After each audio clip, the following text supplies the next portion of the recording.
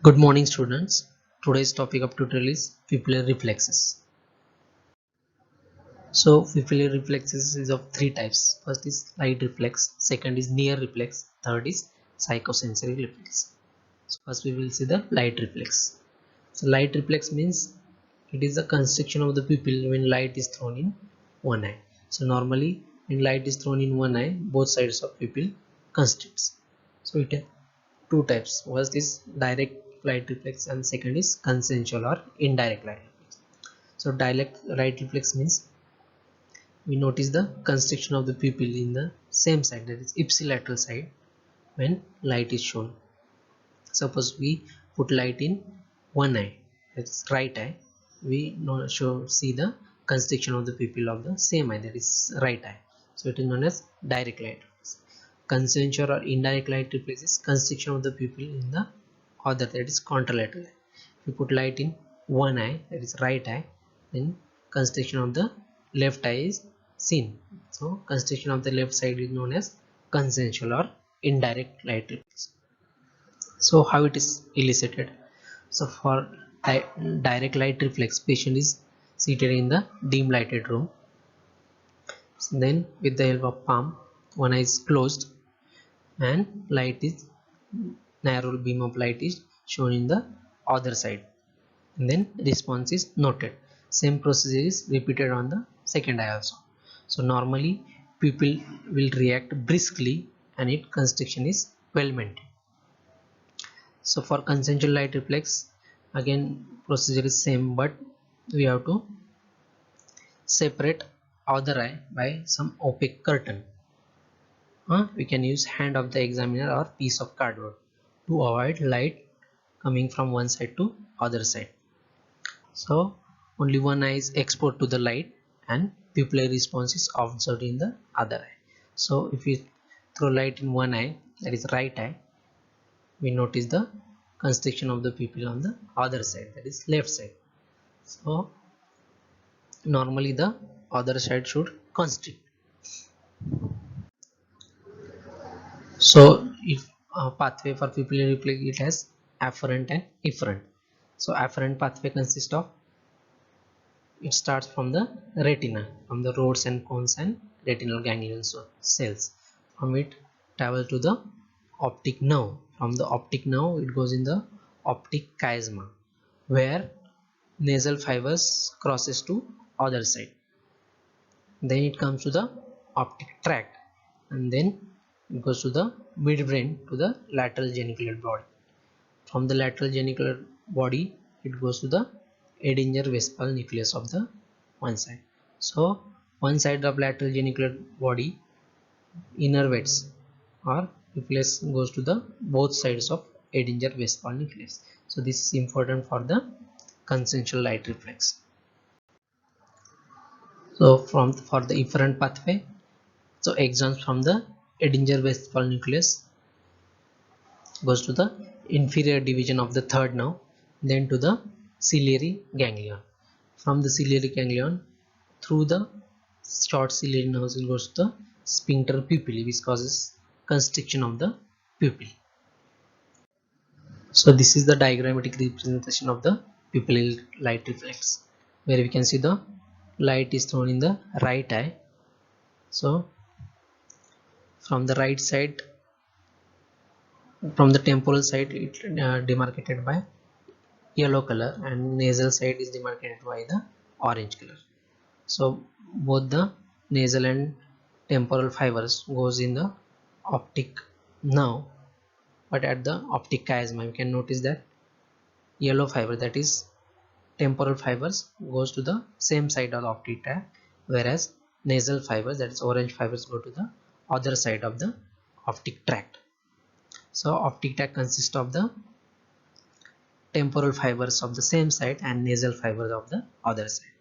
From the optic tract it goes to the lateral genicular body. From the lateral genicular body is goes to the Edinger vespal nucleus in the midbrain. From it goes to the ciliary ganglion, and then to the third nerve, that is oculomotor nerve, and then to the sphincter pupillae muscle. So here you can see the from the optic genucleate body it goes to the both sides of the Edinger-Westphal nucleus. So this is important for the consensual reflex. When light is shown in the right eye, you can notice the constriction of the left eye also. And then second reflex is near reflex.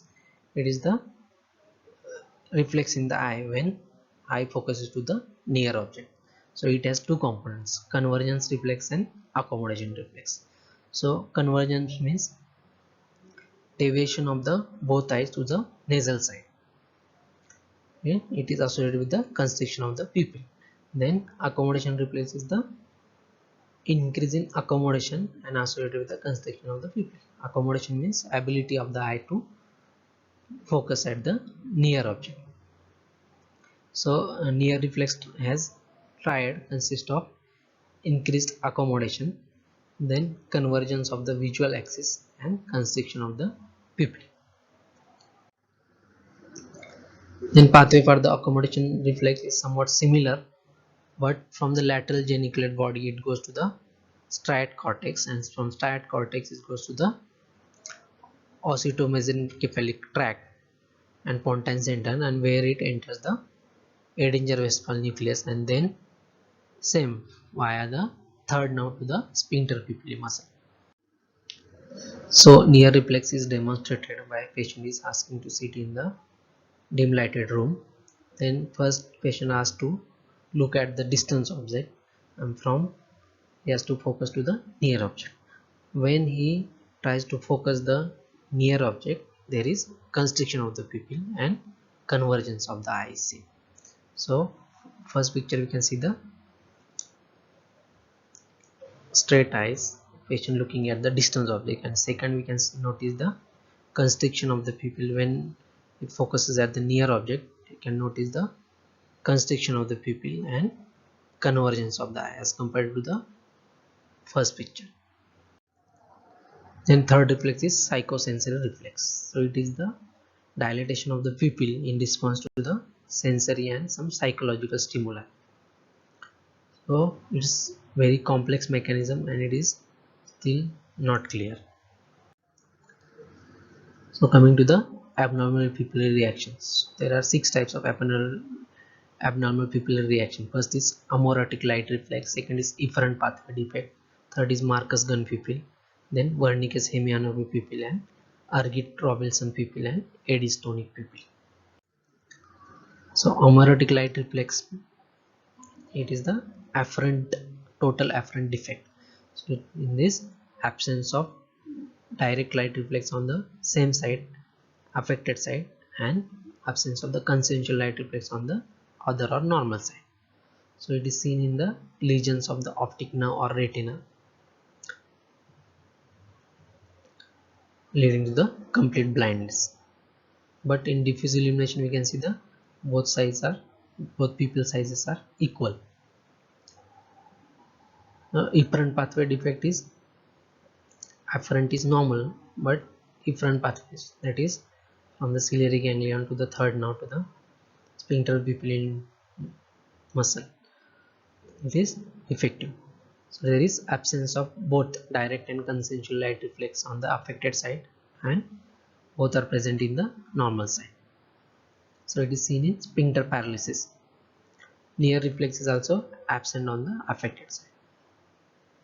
So causes include the parasympathetic drugs like atropine, hometropine, which causes mydriasis of the pupil and sphincter paralysis, then internal ophthalmoplegia and third nerve paralysis is there. And third is Marcus-Gunn pupil. It is the paradoxical phenomenon seen in the relative afferent pathway defect.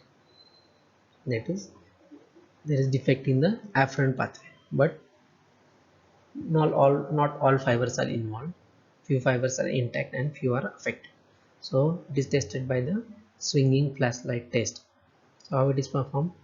So a bright flashlight is shown in the one pupil and constriction is noted. Then flashlight is quickly moved to the contralateral side and swinging to and fro to the one eye to other eye is repeated several times while observing the pupillary response. So normally both pupils should constrict equally, but in case of RAPD you can see the paradoxical dilatation of the pupil on the affected side. When light is moved after swinging for several times, when light is moved to the affected side, there is paradoxical dilation of the pupil. So it indicates the optic nerve lesion, but in the visual acuity may be normal. So here in this picture we can see the swinging light reflex. This right side shows the normal reflex and left is right relative afferent pathway defect. So here you can see the dilatation of the right pupil on the throwing of the light after swinging. Then Wernicke's hemianopy pupil, it indicates the lesion in the optic tract. So in this condition there is ipsilateral direct and contralateral consensual reflex is absent when light is shown on the temporal half of the affected side and nasal half of the opposite side. So as we know, optic tract contains temporal fibers from the affected one side. Suppose right optic tract contains right temporal fibers from the retina and left nasal fibers. So while if we throw light in the nasal side of the affected side, you can notice the constriction of the pupil. Also temporal half of the opposite eye shows the normal response. Then fifth is Argyll Robertson pupil. This pupil size is small and reaction to near is present but light reflex is absent. So there is light near dissociation.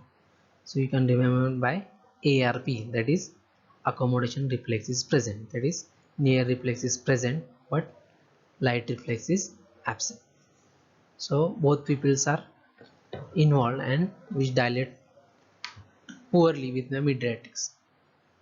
So cause is lesion in the region of the tectum of the brain, that is usually seen in neurosyphilis. 6 is Eddy's tonic pupil.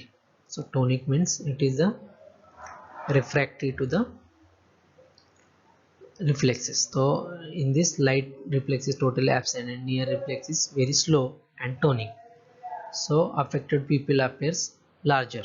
So there is anisocoria. Anisocoria means the difference in the size of the pupil of the both sides. So one side appears larger, one is normal. So exact cause is not known, but usually generally associated with the absent knee jerk and seen in young women.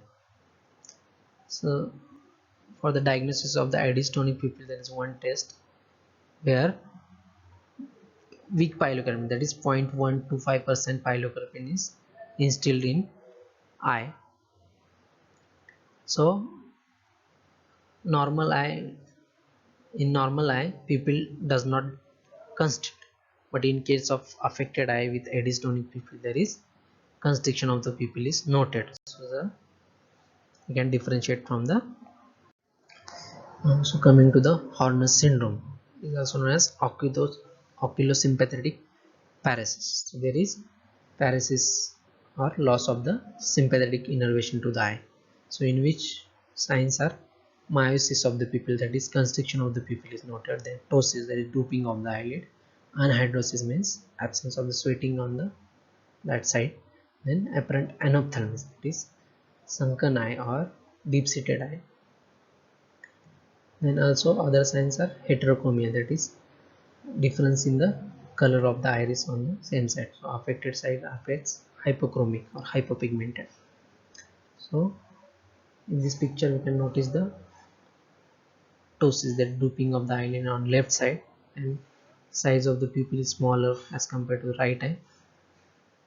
Also there is sunken eye or anophthalmos is seen. So thank you for listening.